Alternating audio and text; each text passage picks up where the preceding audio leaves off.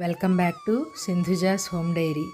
మీ ఇంట్లో చిన్నపిల్లలు ఉన్నారా? అయితే కృష్ణాష్టమికి ఈసారి ఈ విధంగా తలకి పెట్టే కిరీటాన్ని తయారు చేయండి. చాలా అందంగా ఉంటుందండి. అలాగే చాలా సింపుల్గా ఈజీగా కూడా తయారు చేసేసుకోవచ్చు. బయట నుంచి ఏమీ తెచ్చుకోక్కర్లేదండి. ఇంట్లో ఉండే వాటితోటే మనం దీన్ని రెడీ చేసేసుకోవచ్చు. ఇక్కడ నేను శారీకి వచ్చిన అట్ట ముక్కని వాడానండి. ఇది తల ఎంత సైజు ఉందో కొలుచుకుని అంత సైజులో నేను పిన్ చేస్తున్నాను స్టాప్లర్ తోటి. బయట కొనేవి కొన్నిసార్లు గుచ్చుకుంటాయి కదండి, అలాగే కొన్నిసార్లు అయితే ఎక్స్పెన్సివ్గా కూడా ఉంటాయి. ఇలా అయితే ఈజీగా ఇంట్లోనే తయారు చేసేసుకోవచ్చండి. తర్వాత నేను ఇక్కడ పట్టు జాకెట్ని దీని చుట్టూరా మడత పెట్టి కుట్టేస్తున్నానండి.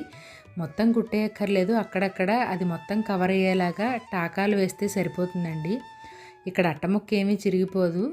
చూస్తున్నారు కదా, ఈ విధంగా మొత్తం కవర్ అయ్యేలాగా కుట్టేసుకోవాలి. ఇక్కడ నాకు 2 లేయర్లు వచ్చిందండి. ఒకటి పూర్తిగా రౌండ్ తిరిగింది, తర్వాత సగం వరకు వచ్చింది. ఇలా చివరి వరకు మొత్తం అంతా కూడా టాకాలు వేసేసుకోవాలండి. తర్వాత దానికి నేను నెమలి పించాన్ని కూడా అటాచ్ చేసి ఒక టాకా వేసేస్తున్నాను. ఇంకా మన దగ్గర ఉన్న జ్యువెలరీ తోటి దీన్ని అలంకరించుకోవడమేనండి. చీరలకి బ్రౌచెస్ ఉంటాయి చూసారా, శారీ పిన్స్, అవన్నీ కూడా ఇక్కడ వాడుకోవచ్చండి.